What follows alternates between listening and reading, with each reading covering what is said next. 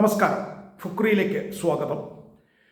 India England ഏകദിന പരമ്പരയിലെ രണ്ടാം മത്സരത്തിൽ ഇംഗ്ലണ്ടിന് 4 വിക്കറ്റ് വിജയം. ആദ്യം ബാറ്റ് ചെയ്ത ഇന്ത്യ 44 ഓവറിൽ 233 റണ്ണിന് എല്ലാവരും പുറത്തായിരുന്നു. ഇന്ത്യക്ക് വേണ്ടി വിരാട് കോഹ്ലി 65 റൺ അടിച്ചു, ശ്രേയസ് അയ്യർ 66 റണ്ണും അടിച്ചു. ഈ രണ്ടുപേരാണ് പ്രധാനമായും സ്കോർ ചെയ്തത്. ബാക്കി എല്ലാവരും വലിയ നിലയിലല്ല, ചെറിയ സ്കോറുകളാണ്. രോഹിത് ശർമ്മ 26, ശുഭ്മാൻ ഗിൽ 31, അവസാനം ജസ്പ്രീത് ബുംറ 20. ഒരു ഘട്ടത്തിൽ വലിയ തകർച്ചയെ നേരിട്ടിരുന്നു.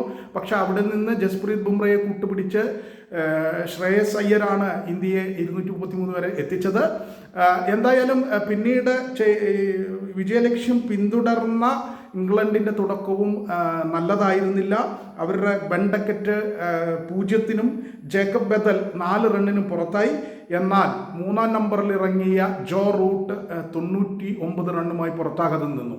ഈ ചേസിലൊട്ടാകെ നങ്കൂരമിട്ട് കളിച്ച ജോ റൂട്ട് അവസാനം വരെ 3-ാം നമ്പറിൽ ഇറങ്ങി അവസാനം വരെ പുറത്താകാതെ നിന്ന് ഇംഗ്ലണ്ടിനെ വിജയത്തിലേക്ക് നയിച്ചു എന്നുള്ളതാണ് യാഥാർത്ഥ്യം. റൂട്ടിന് വലിയ പിന്തുണയൊന്നും ആരുടെ കയ്യിൽ നിന്നും കിട്ടിയില്ല. സാം കറൻ ഒരു 26 റൺ അടിച്ചു. അവസാനം ഗസ് ആറ്റ്കിൻസൺ 23-ഉം വിൽ ജയാക്സ് 30 റൺ അടിച്ചു. ഈ ഒരു പിന്തുണയല്ലാതെ ജോ റൂട്ട് ഏതാണ്ട് ഒറ്റയ്ക്കാണ് കളി ജയിച്ചത് എന്ന് തന്നെ പറയണം. നേരത്തെ ഇംഗ്ലണ്ടിന് വേണ്ടി ജോഫ്ര ആർച്ചർ 3-ഉം ഗസ് ആറ്റ്കിൻസനും 3 വിക്കറ്റ് വീഴ്ത്തിയിരുന്നു. ആറ്റ്കിൻസനും ആർച്ചറും 3 വിക്കറ്റ് വീഴ്ത്തിയാണ് ഇന്ത്യയെ 233 റണ്ണിന് പുറത്താക്കിയത്. എന്തായാലും പരമ്പര 2 മത്സരങ്ങൾ കഴിയുമ്പോൾ 1-1 എന്ന നിലയിലാണ്. ആദ്യ മത്സരം ഇന്ത്യ ജയിച്ചിരുന്നു. ഇനി പരമ്പരയിലെ അവസാന മത്സരം ലോർഡ്സിൽ നടക്കും. ആ മത്സരം വിജയിക്കുന്നവർ ഏകദിന പരമ്പര നേടും.